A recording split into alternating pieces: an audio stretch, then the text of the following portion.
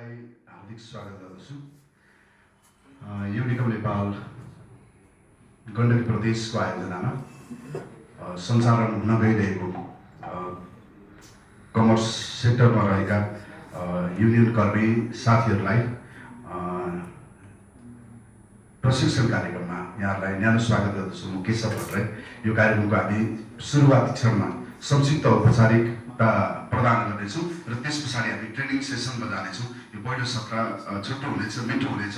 मलाई विश्वास छ यो सत्रमा यहाँहरूको उत्साहपूर्वक सहभागिता रहनेछ। राष्ट्रगानमा सम्मानपूर्वक सहभागिता जनाइदिनु भएकोमा अब हामी यो समारोहलाई, यो सेरेमनीलाई समुद्घाटन गर्नेछौँ। अगाडि रहेको पानसमा दीप प्रज्वलन गरी समुद्घाटन गरिदिनुको निमित्त म आग्रह गर्दछु। I invite the chief guest mister Fariz. म पनि यसको भागीदार चाहिँ हुनुपर्छ, यो परिवर्तनको संवाहक म पनि हुनुपर्छ भनेर त्यसरी नै हामी कमर्सका साथीहरू गयौँ भने त्यहाँ हामीलाई को भेट्न आउँदैन होला भन्नुहुन्छ। गण्डकी प्रदेश उद्योग वाणिज्य महासङ्घका उपाध्यक्ष आदरणीय सूर्य भुजेलजीलाई शासनका निमित्त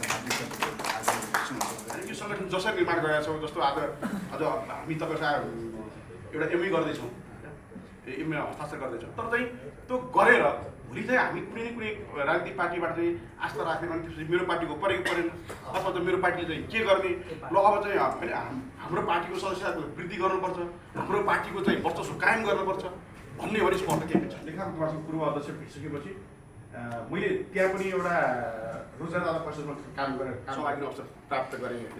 तर के छ भने त्यो आइएलओको चाहिँ जुन मर्म छ नि, त्यो मर्ममा धेरै चाहिँ राजनीतिक चलखेल चाहिँ हुने, विभिन्न ट्रेड युनियनहरूले चाहिँ त्यो राजनीति हस्तक्षेप गर्ने। साथीहरू, पत्रकारहरू सबैमा सन्ध्याकालीन नमस्कार।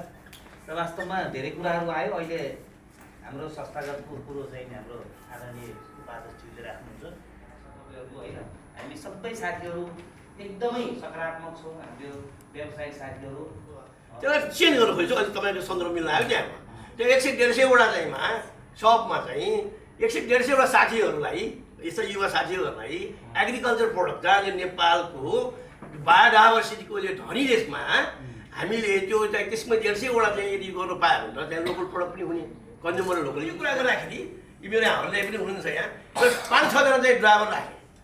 म जे शर्त भन्यो सही गर्छ, ल्याप्चो ल्याएको छु। आमा बाउ काकालाई ल्याप्चो ल्याएर सहीको ल्याएछ, उसको सुविधामा केही कमी छैन। जे छ त्यो भन्दा चाहिँ बस्ने खाने तपाईँको चाहिन्छ।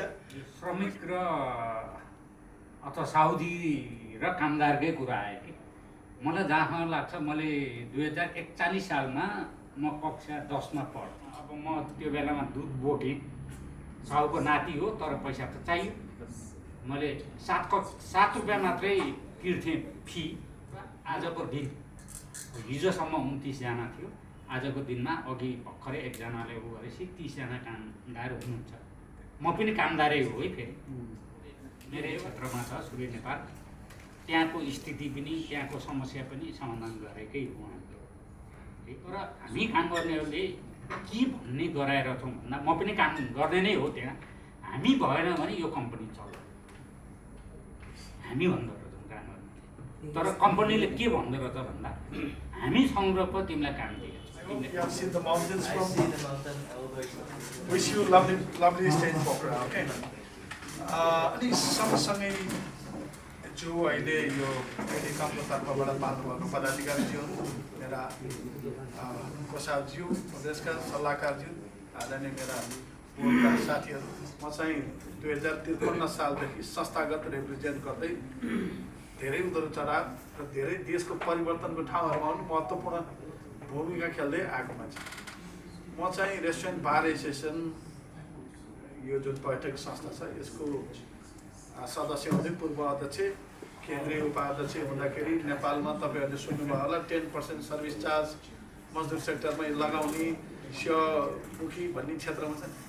म त्यसको की पर्सन हो, 10% लगाएर हेरौँ भने म साइनिङको मुख्य अथोरिटी पर्सन थिएँ। 10% लगाउन नेपालको मजदुर सेक्टर पनि अलि प्रोग्रेसिभ हुन्छ, उनीहरूले पनि केही जीवन स्तर उकास्छ, राम्रो हुन्छ भने। तर म you're wrong.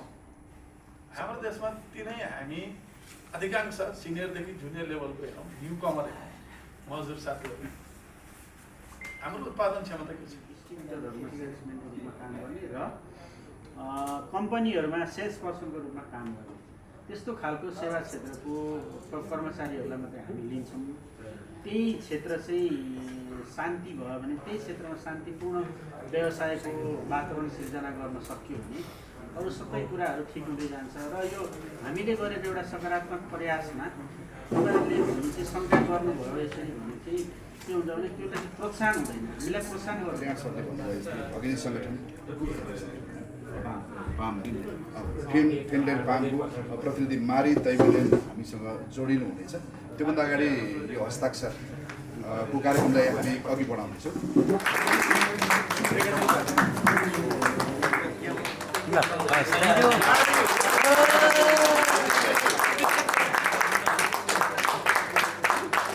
Thank you for allowing me to join you virtually. And thousands of negotiation days, sitting around the same table, talking the benefits which side is gaining and what and how should we jointly come to a conclusion. The working conditions are safe for the workers. And thank you, first of all, for inviting me. My organization, Trade Union Solidarity Center of Finland, are in partnership with UNI to make this happen. And again, everything has been said by Mari.